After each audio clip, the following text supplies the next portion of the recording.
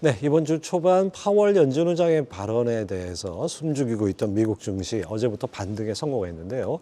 파월 의장 발언을 보면 금리 인하가 머지 않은 것 같은 느낌을 딱 줍니다. 이런 상황에서 시장 진단 해보겠습니다. 오늘 김한진 이코노미스트 모시고 얘기 나눠봅니다. 어서 오십시오. 네, 안녕하세요. 정말 오래간만에 나오셨습니다. 네. 예. 파월을 요즘 보면은 어제는 올해 안에 금리 인하를 하지만 서두르지 않겠다 이러더니 또 오늘은 또 거꾸로 금리 인하 시작에 필요한 확신이 들 때까지 머지 않았다. 한 손엔 채찍, 한 손엔 당근을 들고 이렇게 막 조절을 하는 것 같은 느낌이 듭니다. 어떻게 보셨어요? 네, 전전일 하원 출석 때보다는 어제 상원 출석에서 조금 더 이렇게 좀 센 비둘기적 발언을 했고요. 두 가지였던 것 같습니다. 좀 금리 인하 시점이 가까이 왔다라는 거하고 또 한 가지는 지금 중립금리보다 현재 기준금리가 높은 상태이기 때문에 좀 많이 내릴 거다라는 얘기는 안 했지만 시장에서는 중립금리보다 현재 금리가 높으니까 인하 시점도 중요하지만 만약에 인하를 시작하면 많이 내리겠구나라는 쪽으로 확대 해석한 것 같고요. 이 두 가지 때문에 시장은 파월이 계속 얘기해 주기를 앞으로도 지금 바라고 있습니다. 근데 또 주가가 많이 올라간다 싶으면 또 파월이 또 말을 살짝 바꿔요. 네, 왔다 갔다 하긴 하죠. 예, 그렇습니다. 자, 근데 이제 이게 전제가 하나 있습니다. 금리를 내리려면 물가 안정에 확신이 있어야 된다. 이 부분을 파월이 강조했는데 2월 ADP 민간 고용이 14만 명으로 시장 예상치를 하회했고 향후 물가 안정 전망에 힘을 실어주지 않을까 이런 예상도 있는데 어떻습니까? 네, 그런데 ADP 고용은 사실 요즘에 그 편차가 크기 때문에 공식 노동부 통계와 심지어는 국가 통계인 노동부 통계도 굉장히 좀 수정을 많이 하고 있고요. 지난달 35만 3천 명이 신규 일자리가 창출됐다고 발표했지만 아마도 오늘 밤에 나오는 고용지표에서 지난달 수치도 상당폭 수정될 것으로 지금 전망이 되고 있고요. 그리고 2월 고용은 조금 날씨가 좀 좋아서 2월 달에 고용이 조금 늘 거로는 보는데 사실 추세가 중요하지 않습니까? 추세는 사실 조금씩 내려오고는 있습니다. 이동평균선을 보시면은 내려오고 있고요.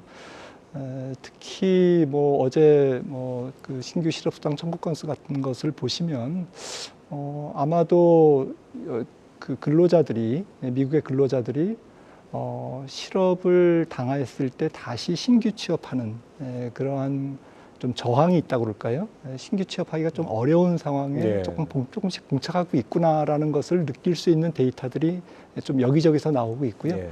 가령 2주 연속 실업 청구 건수라든지 그다음에 자발적 퇴직자라든지 이 자발적 퇴직자들이 보통 임금 상승을 조금 높이는 주범이거든요. 그렇죠. 네, 아무래도 이제 직장 옮길 때 지금 임금을 높게 받기 때문에 이제 이런 부분들이 조금 식어가고 있다.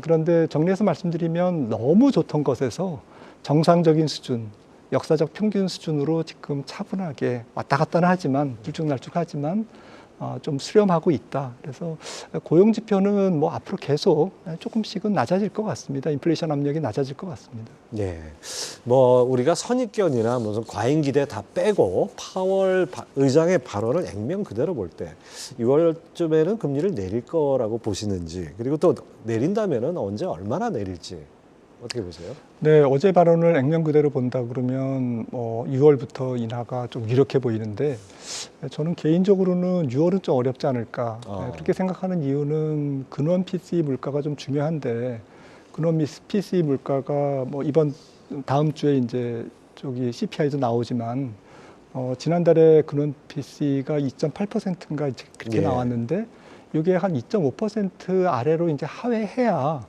목표치인 2.0%에 조금 근접하는 그런 신호가 나와야 연준이 이제 액션을 취할 거다 저는 그렇게 보고 있고 그게 이제 6월 말에 나오는 근원 PCE가 5월달 지표죠. 5월달에 미국 근원 PCE 물가가 2.5%를 좀 아래로 2.4라든지 이렇게 찍히면 7월 12일 FOMC에서 첫 금리 인하를 시작하지 않을까. 저는 근원 PCE만 조금 보면 그렇다는 말씀을 좀 드리고요. 그렇다면 9월에 또 FOMC가 있는데 두 번째 9월에도 인하할 거냐? 뭐 가능성이 있죠. 7월, 9월 그리고 11월은 이제 대선이 끝난 다음에 있습니다. 예. 대선이 끝난 다음에 마음 편하게 좀 한 번 더 이렇게 해서 올해 한 3번 정도 인하가 좀 유력하지 않느냐 생각하고 있습니다. 3번은 뭐 우리가 연준이 언급한 네. 정도표에서 언급한 대로고 3번이고 시기는 6월이 될 수도 있고 지금 박사님 말씀은 뭐 7월 정도 네, 될 수도 네, 있다 네. 이런 말씀이네요. 어쨌든 간에 뭐 금리 인하는 지난 연말부터 이렇게 생각이 됩니다. 시장의 기대가 풍선처럼 부풀어 오르다가 연준이 바람 한 번씩 빼고 늘었다 줄었다 하는데 어쨌든 간에 금리 인하는 이제 하반기에는 가시화된다 이렇게 봤을 때 성장주들이 아무래도 흐름이 더 좋아지지 않을까. 뭐 당장 뭐 오늘 새벽 미국 시장 파월 발언 이후에 특히 이제 AI 기술주들 아주 급등을 했어요. 네. 어떨까요? 네, 좀 관건은 AI는 약간 뭐 개인기로, 개인기라고는 좀 표현이 그렇습니다만은 엔비디아가 정말 뭐 놀라운 실적을 계속 갱신하고 있기 때문에 어디까지 갈지를 모르겠어요. 네, 계속 올라가는 것, 주가 상승을 정당화하는 그런 상황이고요. 그런데 이제 문제는 금리를 내리면서 성장주 전반으로 확산될 거냐, 뭐 바이오라든지 또 여러 가지 AI를 응용하는 기술주라든지 또 스몰캡이라든지 이런 쪽으로 확산이 되면서 전반적인 경기에 대한 자신감까지 불러일으키면서 뭐 폭넓게는 경기 순환주라든지 소비재주까지 골고루 이제 순환하는 이제 그런 화랑 장세가 하반기에도 이어질 거냐 앞으로도 이런 부분들이 좀 더 관심일 것 같습니다. 그래서 금리 인하와 관련해서는 성장주 전반에 힘을 실어주는 것은 뭐 물론 이제 뭐 경험상으로나 이론적으로나 맞는 얘기고요. 예. 문제는 좀 주가가 좀 비싸져 있다는 거죠. 그렇죠. AI 자체도 조금 집중도가 좀 높은 상태고, 그리고 실적에 따라서 이제 좀 이탈하는 기업들이 조금 한두 개씩 나오지 않습니까? 애플이라든지 테슬라라든지 이런 기업들이 좀 실적이 약간 실망스럽게 나오면서 이탈하는 기술주가 미국 시장에서도 보이고 이런 측면에서 조금 더 집중해서 엔비디아 중심으로 좀 범위를 좁혀서 올라갈지 아니면 금리 인하와 더불어서 범위를 확산하면서 골고루 올라갈지 이것이 좀 관전 포인트인데 제 생각에는 좀 확산되기보다는 조금 집중해서 더 올라가면서 시장을 과열 국면으로 더 이끌지 않을까라는 좀 그런 생각을 해봅니다. 네, 그렇습니다. 뭐 가는 놈이 더 가는 그런 상황이겠네요. 자, 미국 경제를 두고 우려의 목소리도 있었지만은 뭐 최근 나오는 지표들은 여전히 탄탄합니다. 그리고 미국 CEO들 대상으로 향후 경제 전망을 조사했더니 낙관 전망이 2022년 이후 최고 수준이다. 그래서 앞으로 반년 동안 고용을 늘리고 지분 투자도 확대할 것이다라는 결과도 나왔습니다. 박사님도 미국 경제 당분간 호조를 띌 거로 보십니까? 네, 맞습니다. 지금 경제 전망이 뭐 올해 들어서 다 미국 경제 전망을 상향 수정하고 있고요. 가령 뭐 2월 달에 나온 OECD 경제 전망도 미국을 그동안 1.34 올해 성장률을 봤다가 2.1% 예. 올렸습니다. 굉장히 많이 올렸고요. 세계은행이라든지 IMF도 2%대, 미국의 월가의 IB들도 거의 2%의 컨센서스가 형성될 정도로 작년 2.5%, 올해 2% 초반, 굉장히 센 경기인데요. 그러니까 성장률은 떨어지지만 올해까지는 경기 확장이다. 성장률이 떨어진다고 경기 침체는 아니거든요. 특히 뭐 지금은 침체 얘기는 좀 쏙 들어갔고요. 그래서 제 개인적인 견해로는 내년 상반기까지는 경기 확장으로 규명되는 게 아닌가. 내년도 뭐 성장률이 떨어지더라도 경기가 리세션에 들어가는 것은 아니고 리세션에 들어간다고 해도 좀 짧고 가벼운 리세션을 그것도 올해가 아니라 내년 정도에 좀 들어가지 않을까 이런 생각에서 올해는 매크로 환경이 뭐 어느 해보다 좋고 이러다 보니까 비즈니스 환경도 좋고 말씀하신 CEO의 뭐 경제 전망 낙관도도 굉장히 높고 컨퍼런스 보드가 지난 2월에 CEO 설문조사를 했는데 거의 비슷하게 나타났습니다. 금리 내릴 거다, 또 인플레이션 안정될 거다, 또 전 세계 경제가 뭐 약간 뭐 식구인은 있지만 그래도 미국 기업들이 돈을 많이 벌고 있기 때문에 뭐 아직까지는 뭐 괜찮다. 올해까지는 뭐 매크로 환경이 좀 주식시장을 상승시키는데 조금 굉장히 서포티브한 그런 상황인 것 같습니다. 네, 그렇습니다. 뭐 매크로 환경은 뭐 더할 나위 없는데, 근데 또 미국 경제도 이 마이크로 부분에서 뭔가 좀 문제가 있긴 있습니다. 특히 이제 이 상업용 부동산 부실 우려가 있고, 1년 전이었죠. 지방은행들, 지역은행들 뭐 파산했던 우려가 지금 다시 고개를 조금 들고 있는데 파월 의장은 관리 가능한 수준이라고 얘기했어요. 박사님 어떻게 보십니까? 네, 어제 상원 청문회에서 이제 그렇게 얘기를 했고요. 네, 그러니까 뭐 중소은행들이 조금 문제를 일으킬 수 있지만 관리 가능한 상태다라고 얘기했죠. 제 생각에도 올해가 이제 작년보다는 CMBS 상업용 부동산을 모기지 증권을 유동화한 채권이 만기 도래하는 규모가 올해가 제일 많습니다. 예. 내년도에는 조금 떨어지고요. 예, 그렇기 때문에 올해를 잘 넘기면 이 문제도 이제 수면 아래로 내려갈 가능성. 그래서 이제 지금부터 연말까지가 이제 조금 긴장을 할 수밖에 없는 그런 시기인 것 같은데요. 문제는 일부 중소은행에 국한될 가능성이 높습니다. 왜냐하면 보통 많은 그 은행들이 건전성이 굉장히 좋아졌기 때문에 충당금도 많이 미국 은행들이 예. 쌓아놓고 있고, 그래서 이런 부분들은 조금 일시적인 주가 조정의 빌미로 작용할 수는 있겠지만 뭐 좀 시스템을 건드린다든지 시장을 지속적으로 약세로 몰고 갈 수 있는 그러한 위협적인 악재는 아니라고 생각을 하는데, 문제는 보통은 이제 연준이 금리를 내릴 때 신용 경색이 조금 째깍째깍 오거든요. 근데 아직 상업용 부동산의 연체율은 올라가고 있지 않은데 신용카드 연체율, 민간 소비층에서 개인들의 연체율이 지금 올라가고 있습니다. 그래서 아직은 위협적인 수준이 아니지만 연체율이 계속 올라갈 경우에는 결국에는 이제 경기 둔화랑 맞물려 가지고 경기 둔화를 좀 가속시키는 그런 예. 악셀러레이터 가속 페달 역할을 하거든요. 그렇죠. 이제 그런 부분들이 하반기에 어느 정도 나타나느냐에 따라서 주식시장의 화랑 장세의 수명이 결정되는 이제 그러한 모양인 것 같습니다. 예. 처음에 금리를 올릴 때 이미 이제 파월은 좀 약간 뒷북을 쳐가지고 좀 운전이 미숙하다 싶었는데 그 이후의 상황을 보니까 상당히 운전을 잘하는 것 같은 느낌이 들어요. 예. 근데 뭐 하나 이제 올해 빼놓을 수 없는 변수가 바로 이 112년 만에 전현직 대통령이 맞붙는 미국 대선 아니겠습니까? 현재로서는 뭐 트럼프 당선 가능성이 좀 더 높다 이렇게 하는데 이렇게 될 경우에는 그 시장에서는 아무래도 에너지라든지 전기차 같은 이런 업종의 경우에 변동폭이 커질 가능성이 있지 않을까 싶어요. 네, 만약에 트럼프가 당선되면 파리 기후 협약부터 다시 또 탈퇴하고 예. 뭐 다시 원위치되는 거죠. 그리고 이제 그린이라든지 신재생, 그리고 뭐 전기차 쪽에서 이제 보조금을 조금 지급하는 이런 부분들을 대통령이 어느 정도의 권한을 행사할 수 있을지는 미지수입니다만은 어쨌든 뭐 상하원이 좀 분리되어 있는 상황에서는 대통령이 할 수 있는 부분은 조금 제한될 걸로 이제 시장은 보고 있고요. 그런 측면에서 그럼에도 불구하고 트럼프가 당선되면 뭐 좀 불리한 업종은 아무래도 그린 전기차 업종이 아닐까라고 생각을 하고 있고요. 원래 공화당은 뭐 재정을 조금 축소시키는 그런 정책을 펼칩니다만은 트럼프는 또 아니거든요. 공화당 내에서도 비주류이기 때문에. 그래서 만약에 트럼프가 당선되면 또 재정 적자를 또 재정을 좀 펑펑 쓸 가능성. 그러면서 제일 큰 리스크는 제가 볼 때는 금리 상승입니다. 가뜩이나 바이든 정부가 이제 돈을 많이 집행한 상태에서 또 중앙은행도 또 많이 돈을 풀어놓은 상태에서 통화정책과 재정정책이 방만하게 운영되다가 만약에 이제 돈을 쓰기 좋아하는 트럼프가 당선되면 이제 국채 발행이 계속 증가하면서 금리를 올려서 시장에 좀 부담을 줄 수 있는 그런 위험이 매크로 위험에서는 가장 큰 트럼프 리스크가 아닌가 생각을 합니다. 트럼프 경제정책 1순위를 꼽으라면 아무래도 물가 완화일 것 같습니다. 네. 뭐 물가 인플레가 뭐 유권자들한테 미치는 영향이 워낙 크니까요. 근데 요즘에 이 드릴 베이비 드릴 뭐 이런 구호 아래 석유 시추를 늘려라 뭐 이런 얘기도 주장하고 있다고 하는데요. 이 부분은 어떻게 영향을 미칠까요? 네, 사실 트럼프가 이제 만약에 집권을 해서 2기 집권을 한다 그러면 그때는 물가는 완전히 그 이슈가 아닐 텐데. 조금 화석 원료에 대한 지원을 좀 본격적으로 펼치기 위한 명분에 불과하지 않나 좀 그렇게 생각이 되고요.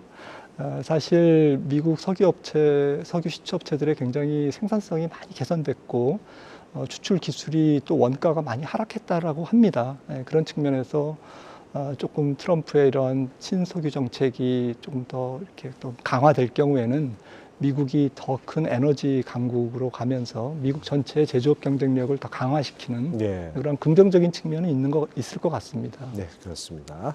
자, 이번 주에는 뭐 이런저런 이벤트들이 참 많았는데 무엇보다 중국의 양회가 개막된 게 우리 관심사죠. 중국에서 올해 성장률 목표치를 5% 안팎으로 잡았습니다. 이 부분 달성 가능한 수치일까요? 네, 작년 양회와 똑같이 5% 안팎, 5% 좌우라고 이렇게 표현을 했는데, 사실 이 부분은 뭐 명시하기 어려운 게 좀 변수가 너무 많기 때문에 그랬겠죠. 그리고 지금 글로벌 IB들이나 뭐 국제기관들이 전부 다 4.7%, 6% 네. 그렇게 보고 있습니다. 5% 달성 못할 거다라고 하기 때문에 실제로 조금 최종적으로 나오는 데이터가 5%는 찍을지언정 실질적인 중국의 올해 경제 성장률은 4% 중후반이 될 가능성이 조금 높아 보이고요. 네. 그도 그럴 것이 아무리 경기 부양책을 하고 지준율을 인하하고 모든 뭐 부동산 규제도 좀 풀고 있지 않습니까? 이런 또 대출을 또 확대하고 이구환신이라는 뭐 또 소비 진작책도 내놓고 있고요. 함에도 불구하고 그래서 달성할 수 있는 성장률의 한계는 분명히 조금 상당히 제한돼 있지 않나 올해. 그 이유는 너무 부채 조정과 구조 조정의 규모가 크기 때문에 예. 4% 중후반 달성하는 것도 이렇게 큰 규모의 부채 조정을 하는 과정에서 조금 높은 성장률이다라고 지금 평가를 하고 있습니다. 5% 안팎이라는 표현을 쓴 거는 뭐 일종의 빠져나갈 구멍을 만들어 놓은 거 아닌가 싶기도 해요. 네, 네.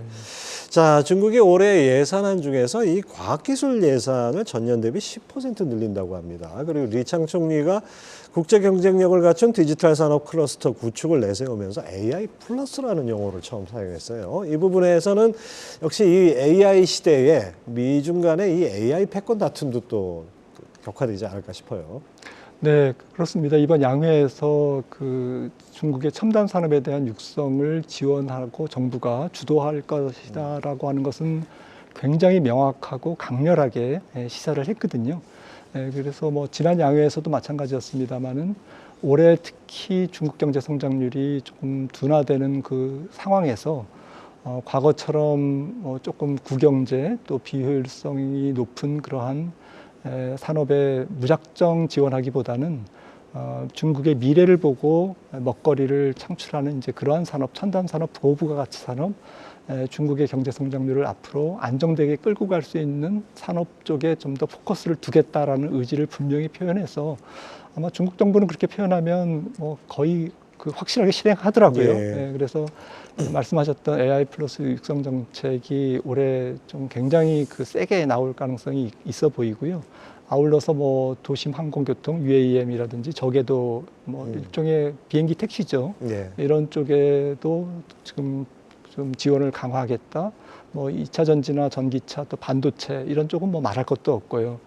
그래서 결국 첨단 산업 쪽의 지원이 올해 굉장히 전폭적으로 일어나면서 미중의 기술 좀 갈등, 분쟁, 경쟁 이런 부분들이 제2라운드를 맞는 해가 올해가 될 가능성이 높다라는 것이고요. 일부분은 사실 군사적으로도 지금 자율차라든지 드론이라든지 AI라든지 이런 부분들이 다 군사적인 의미가 굉장히 그렇죠. 크고 그 군사적인 의미에 플러스 차세대 먹거리라는 이제 복합적인 의미를 다 갖고 있기 때문에 중국으로서는 양보할 수 없는 거죠. 지금이 아니라 5년, 10년 후에 미국을 이기려면 이런 쪽에 씨를 뿌려야 되는 거고 그런 쪽에서 미국은 조금 더 규제를 더 강화하고 또 뭐 소재 부품을 납품을 공급하는 것을 또 막는 그러한 정책이 계속 나올 것이기 때문에 이 부분에서의 여러 가지 좀 소음이 많은 한 해가 될 것 같습니다. 자, 어제 유럽중앙은행 ECB가 통화정책 결정이 있었는데요. 예상대로 금리는 동결했습니다. 근데 뭐 유럽 경제가 미국에 비해서 상당히 좀 안 좋은 상태이기 때문에 금리 관련해서 ECB가 연준보다 먼저 내릴 가능성 어떻게 보십니까? 네, 조금 6월 달에 금리 인하를 할 것 같더라고요. 어제 뉴스를 보니까요. 그래서 물가도 지금 아직은 뭐 근원 물가가 유럽이 3.1%라서 높긴 하지만 그래도 조금 많이 내려와 있는 상태고 그 다음에 주요국들의 경제 성장률이 안 좋습니다. 독일이 프랑스 또 EU 좀 뭐 범위를 넓혀보면 영국도 지금 두 분기 연속 역성장을 했고요. 독일은 지난 4분기에 마이너스 0.4% 역성장을 했습니다. 이런 상태에서 물가가 지금 내려오고 있기 때문에 아무래도 6월 금리 인하설이 좀 설득력이 있는 거고요. 그리고 뭐 사실 미국이 뭐 7월에 인하든 뭐 6월에 인하든 사실 한두 달 간격이기 때문에 뭐 환율에 미치는 영향이라든지 이런 부분들은 좀 미세하기 때문에 아마도 경기를 살리기 위한 금리 인하를 6월 달에 조금 단행하지 않을까 이런 생각을 하고 있습니다. 하지만은 뭐 미국 경제와 견주어 봤을 때 유럽은 부진하고 중국은 침체입니다. 그야말로. 그러다 보니까 이 달러 가치가 상대적으로 미국이 금리 인하에도 좀 강하게 갈 가능성이 있지 않나 이런 예상도 있어요. 네, 그렇습니다. 그 달러화는 사실 뭐 어제는 조금 약했습니다만은 전반적으로 달러 인덱스가 102점 몇 이렇게 나타나는 것은 한 3, 4개월 예측은 그렇지 않았거든요. 한 100 밑으로 약세로 갈 거다 이렇게 생각을 했는데 쉽게 약세로 안 가는 이유가 미국 경제 성장률이 워낙 말씀하셨듯이 좋기 때문에 그런데 이게 올해뿐만 아니라 내년까지도 지속될 가능성이 있다라는 거죠. 만약에 경기가 전 세계적으로 둔화되는 추세로 가고 있어도 그런 상황에서도 미국은 조금 적게 조금 침체에 빠지고 낮은 침체, 짧은 침체에 빠지고 유로존은 조금 더 밋밋하고 약간 뭐 안 좋은 좀 활력이 없는 그런 침체에 빠질 가능성이 높죠. 그러니까 노동시장만 봐도 좀 그렇고요. 어제 나온 미국의 생산성 지표도 굉장히 놀랐거든요.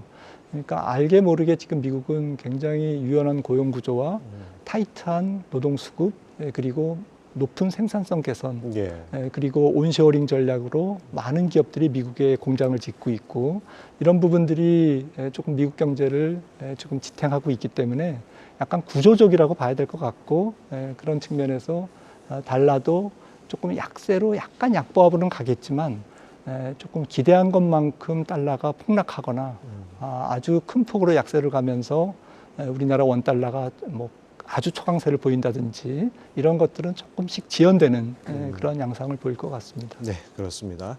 자, 이번 주 뭐 굵직굵직한 이슈들이 많았습니다. 뭐 중국의 양회라든지 파월의 의회 발언이라든지 또 고용 얘기도 있었는데 이거 다 확인한 상태에서 지금 앞으로 글로벌 경제 관련한 주목할 만한 모멘텀이나 이벤트 어떤 것들이 있을까요?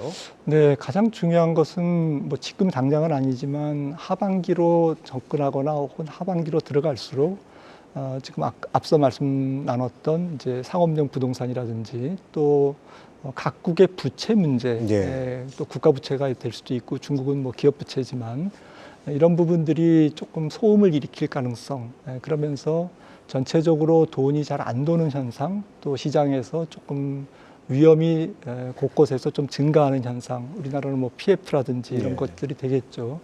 이런 부분들이 항상 또 공교롭게도 금리를 연준이 혹은 중앙은행이 인하했을 때 그러한 신용경색이 좀 더 불거지고 또 저등급 혹은 하이일드 회사채, 투기등급 회사채 금리가 치솟고 이런 현상들이 중앙은행이 금리를 내릴 때 그러면서 또 경기가 안 좋으니까 또 중앙은행은 더 금리를 내리고 이러면서 금리를 올릴 때보다는 내릴 때에 조금 신용 경색이 온다라는 그런 과거의 경험적 이런 현상들을 좀 반추해 봤을 때 가장 큰 리스크는 그런 것 같고요.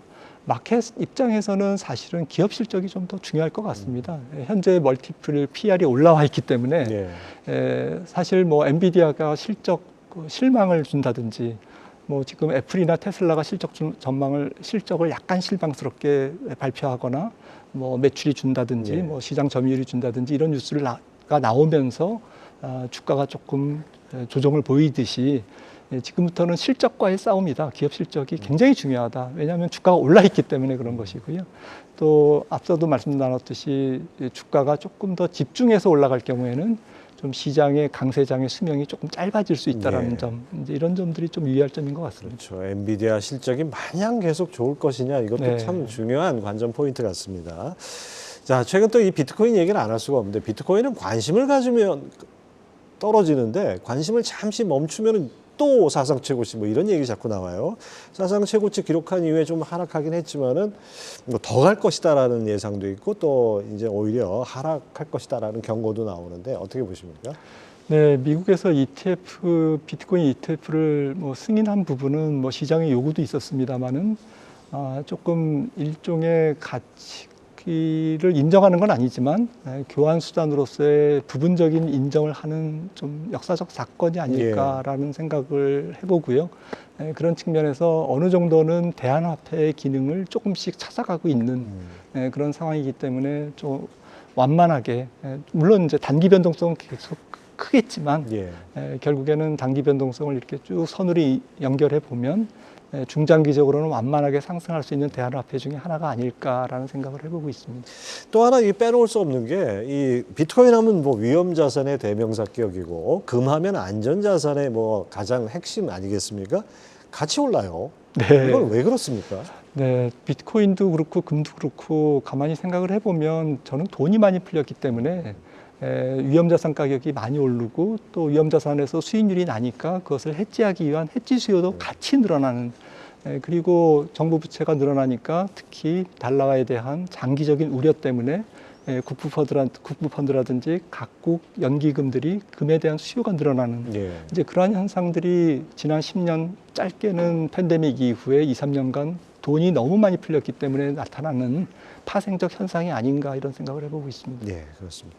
모든 게 오르는 만물 랠리란 말이 요즘 나오는데요. 이렇게 뭐 비트코인도 오르고 금값도 오르고 미국, 일본 증시도 오르고 이러는데 상대적으로 우리나라 수익률은 좀 거기 못 미치니까 좀 아쉬운 점이 있는데 주총 시즌을 맞습니다. 우리 행동주의 펀드들도 좀 활발하게 행동하고 있고 기업 밸류 프로그램도 있고 뭔가 우리 시장이 좀 한 단계 레벨업 될 수 있는 어떤 계기가 될까요? 네, 일단 뭐 미시적인 뭐 밸류업 프로그램의 첫 단추는 끼었다. 뭐 정부 입장대로 저는 그렇게 생각을 하고 있고요. 그런 부분들은 좀 늦었지만 다행이다. 그래서 이제부터 조금 차근차근히 이제 좀 두 번째 단추, 세 번째 단추를 끼워 나가면 될 것 같은데요. 문제는 약간 강제성이 필요하다는 거고, 뭐 일본과 비교해 봤을 때도 그렇고요. 상법 개정이라든지 또 이사회의 기능이라든지 또 여러 가지 뭐 법은 아니더라도 연성화 규정을 할 수 있는 것은 뭐 시행령이라든지 이런 걸 통해서 조금 더 좀 기업에게 강제성, 좀 이렇게 압박을 가하는 이제 그런 제도적 장치를 어떻게 이제 기업들이 수용할 수 있는 범위 내에서 또 이게 갑자기 이렇게 기업들을 압박하면 또 안 되거든요. 그래서 이런 부분들에 대한 지혜로운 합의점을 찾아 나가는 이제 노력이 앞으로의 과제인 것 같습니다. 이와 더불어서 좀 중요한 것은 이제 조금 거시적인 밸류업 프로그램이 같이 일어나야 될 것 같아요. 거시적인 밸류업 프로그램은 산업 구조를 더 고도화해야 되고 부가가치를 높이는 차세대 먹거리 산업이 조금 더 많이 씨를 뿌려야 되고요. 사실 미국의 뭐 주식시장의 PBR이 4.5, 4.2 정도인데 자기자본이익률이 한 3, 40%거든요. 시장의 자기자본이익률이.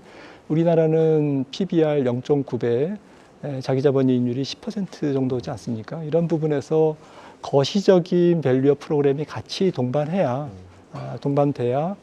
비로소 좀 완벽한 좀 밸류업의 코리아 디스카운트 해소에 디스카운트를 넘어서 프리미엄을 받는데 필요 충분 조건이 다 충족되는 게 아닌가라고 생각을 합니다. 그렇죠. 거시적인 밸류업이 필요하고 또 동시에 디테일도 잘 짜야 되는 그런 것이 밸류업인 것 같습니다. 자, 그다음에 수급 측면에서 외국인들이 이제 순매수를 계속 이어가고 있다는 점은 긍정적인데 앞으로도 계속 이어갈 수 있을까요? 돈이 전 세계적으로 많이 풀리기 때문에 저는 너무 미국 중심으로 생각하는지는 모르겠습니다만은 AI 혹은 기술주의 실적 호전에 따라서 좀 PER도 높아지고 돈이 쏠리는, 그러면서 스피일오버, 전 세계에 안 올랐던 주식이 한국이 정말 안 올랐구나 상대적으로, 이렇게 해서 이제 들어오는 돈들이 많아질 것 같고요. 앞으로도. 근데 그래서 하지만 문제는 뭐 미국 시장이 너무 이제 과열을 넘어서 거품스러운 그런 지경에 들어가면 미국 시장이 꺾일 때는 전 세계 시장이 다 같이 허무하게 꺾이는 이제 그런 부분들이 조금 전 세계가 사실 약간은 과열된 상태에서 수급들이 거칠게 움직일 가능성이 있다라는 점. 그러니까 외국인들의 매수가 안정되게 바이 코리아 바이 앤 홀드가 아니고 약간 전 세계 유동성이 폭증하면서 AI가 끌고 가면서 생기는 파생적인 현상으로서의 외국인 매수라면 외국인의 이탈도 좀 거칠게 일어날 수가 있다라는 거죠. 그래서 이런 부분에서는 조금 주가의 우리나라의 변동성이 앞으로 좀 더 커지지 않을까라는 걱정을 하고 있습니다. 변동성 걱정입니다. 자, 이달 들어서 뭐 시장은 장 전체 지수상으로는 뭐 박스에 딱 갇혀 있는데 개별주들의 움직임 아주 파란만장했습니다. 그런 측면에서 저PBR주와 성장주 간의 순환매 이거 계속 될까요? 네, 아직까지는 5월 달에 또 2차 세미나를 앞두고 있기 때문에 기대감이 살아있을 것 같고요. 저 PBR주에 대한. 그래서 저 PBR 대장주가 좀 이렇게 계속 끌고 가면서 순환매를 일으킬 것 같습니다. 그리고 미국 장이 살아있는 한 우리나라 성장주도 수혜를 받을 수 있을 것 같고요. 그래서 한 5, 6월 정도까지는 전체적으로 순환매가 이어지면서 저평가주를 고르는데 조금 이렇게 노력을 해야 되는 그런 시기로 보고 있습니다. 네. 네, 지금까지 3프로TV 김한진 이코노미스트 함께했습니다. 오늘 말씀 감사합니다. 계속해서 다양한 경제 이슈를 알고 싶다면 구독과 좋아요, 알림 설정 부탁드립니다. AI 캐스터 권미정이었습니다.